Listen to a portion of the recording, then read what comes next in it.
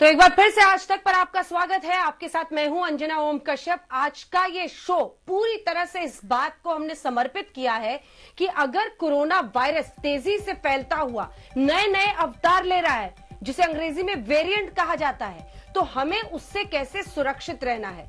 क्योंकि दूसरी लहर की कहर झेलने के बाद अब जब हम डेल्टा वेरिएंट में भी डेल्टा प्लस वेरिएंट देख रहे हैं और विश्व के कई मुल्क कह रहे हैं कि यह खतरनाक हो सकता है, तो हमें क्या सावधानी बरतने की जरूरत है ताकि हम वायरस से आगे रहे, कम से कम तैयारी में। यही जानने की हम कोशिश कर रहे हैं। तमाम मेहमान हमारे साथ बने हुए हैं जिनके साथ हम चर्चा लगातार कर रहे हैं और सीधे आपको एक बार फिर से लिए चलते हैं। डॉक्टर गंगा खेडकर, आपके पास आते हुए सर, मेरा सवाल आपसे यह है कि आपने देखिए हर मुद्दे पर जानकारी दे दी है। आपने कहा है वैक्सीन भी हमें लेना है, कारगर ये उस पर साबित होगा। हमें कोविड प्रॉपर जो बिहेवियर है वो भी फॉलो करना है, प्रोटोकॉल पूरा। तीसरी बात, जीनोम सीक्वेंसिंग की जो उन्होंने कही, क्या पर्याप्त रिसर्च अभी डेल्टा प्लस के बारे में है और हम इस वायरस के इस अवतार के बारे में क्या जानते हैं?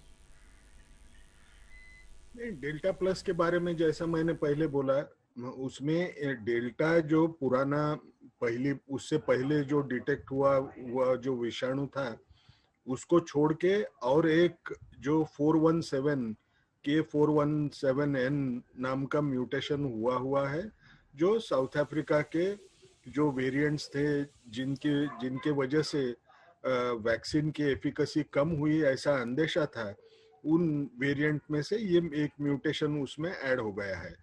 क्या ये बहुत ज्यादा लोगों को हो रहा है? अभी भी कोई सबूत नहीं है। जब हम बोलते हैं 50 लोगों को हो रहा है, इसका मायना क्या हमको सही मानों में वो संख्या समझी है? सही मानों में नहीं समझी है। ये तो जितने किए हैं उसमें से जो भी 50 नंबर होगा, 50 लोगों को हो चुका है। डॉक्टर साहब, तो एक सवाल बीच में, एक सवाल सर, एक सवाल आपको टोक के मैं पूछ रही हूं, क्योंकि डॉक्टर गंगा खेडकर साहब ये सब बातें अपने पहले जवाब में बोल दिया था। मैं मोटे मोटे आम आदमी की भाषा में जो इसका स्वभाव है वायरस का, उस पर ये सवाल कर रही हूं। और जो आपने कहा उसी से लीडिंग मेरा क्वेश्चन है कि अभी तो हम डेल्टा प्लस के बारे में पिछले लगभग 10 दिन से सुन रहे हैं, लेकिन अभी तक हमने 52 केसेस ही भारत सरकार ने बताए हैं। क्या कोई तरीका है, क्योंकि कई लोगों को घर में हो रहा होगा, वो ठीक हो रहे होंगे, जीनोम सीक्वेंसिंग नहीं होगी तो हमें कैसे पता चलेगा कि इस व्यक्ति को डेल्टा वेरिएंट हुआ था या डेल्टा प्लस हुआ था, उसके स्वभाव के बारे में? तो क्या रियल नंबर सामने भी नहीं आना बहुत मुश्किल है? आप समझ रहे हैं मेरा सवाल? मेरा सवाल यह है कि लोग को कोविड हो रहा है, वो ठीक भी हो रहे हैं, कैसे पता चलेगा कि इसको डेल्टा हुआ था या डेल्टा प्लस हुआ था? जब तक सीक्वेंसिंग नहीं की जाएगी उस वायरस की, तब तक ये जानकारी नहीं मिलेगी। हम मोटे तौर पर आम आदमी की भाषा में इसके मैनिफेस्टेशन, इसके स्वभाव के बारे में क्या जानते हैं? ये मेरा सवाल है। मैं मेरे पर्सनल व्यूज आपको बताऊंगा। मुझे नहीं लगता है कि ज्यादा जेनेटिक सीक्वेंसिंग जो एरिया में ये डेल्टा प्लस दिखा वहां करने की जरूरत है। अभी भी डेल्टा प्लस जो वेरिएंट है उसके कोई इस किस्म के पहलू नजर नहीं आ रहे हैं कि वो बहुत तेजी से फैल पाएगा। आप अगर इंग्लैंड का अभी डेटा देखें जहां ये जीनोमिक सीक्वेंसिंग बहुत ज्यादा तौर पे हो रही है, तकरीबन 45,000 जो सीक्वेंसेस हुए हैं उनमें आपको डेल्टा वाले म्यूटेशंस नजर आते हैं। लेकिन आपको जो जो ये 417N वाला जो म्यूटेशन है जो डेल्टा प्लस में है, उसके म्यूटेशंस अगर देखें तो उनकी संख्या अभी भी 100 के ऊपर जाना भी नहीं हुआ है।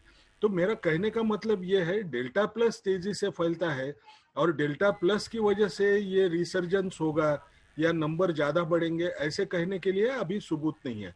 लेकिन मैं एक चीज कहूंगा, वो वेरिएंट रहे या वो इवन नॉर्मल केस रहे जिसमें वेरिएंट भी नहीं है, वो पुराना जो विषाणु था वो विषाणु ही हमको नजर आता है। उसमें हमको क्या समझता क्या है, एक ही चीज समझती है कि इन्फेक्शन हो रहा है, उसको हम रोक नहीं पा रहे हैं क्योंकि हमारा कोविड अप्रोप्रिएट बिहेवियर कम गिर रहा है। अगर मौत ज्यादा बढ़ रही है तो उससे यह समझता है कि लोग ज्यादातर वैक्सीन अभी तक न लिए वाले लोगों में ये विषाणु मौत कर रही है, पैदा कर रही है। तब जब ये ऐसी बात है तो हमको दोनों चीजों को फॉलो करना बहुत जरूरी है। अब रही एक अच्छी बात ये डेल्टा वेरिएंट की, जो बाकी वेरिएंट्स थे जो और दुनिया में दिखे गए, उनमें के कुछ वेरिएंट्स ऐसे थे जिनमें स्पाइक प्रोटीन का जीन डायग्नोसिस करते वक्त वो लाइट अप नहीं होता था। लेकिन ये जो डेल्टा वेरिएंट्स है, इसमें एक खूबी है कि ये अगर जो रूटीन हम डायग्नोस्टिक टेस्ट भी करें तो उसमें भी ये मिस नहीं होगा। तो इसका सबसे बड़ा असर किस चीज पे होता है? बड़ा इसके ऊपर कि मैं जिस एरिया में ये दिखा है, नए केसेस दिख रहे हैं, वहां मैंने टेस्टिंग बढ़ाना चाहिए। वो भले वेरिएंट रहे ना वेरिएंट रहे, मैंने क्या करना है तो उसको आइसोलेट करना है, उसको अगर ट्रीटमेंट देने की जरूरत है तो ट्रीटमेंट देना है, उसका कांटेक्ट ट्रेसिंग फॉरवर्ड और बैकवर्ड दोनों कांटेक्ट ट्रेसिंग होना है। ये अगर हम सक्सेसफुली कर पाए तो इस विषाणु को रोकने में हम काफी ढंग तक कामयाब हो सकते हैं।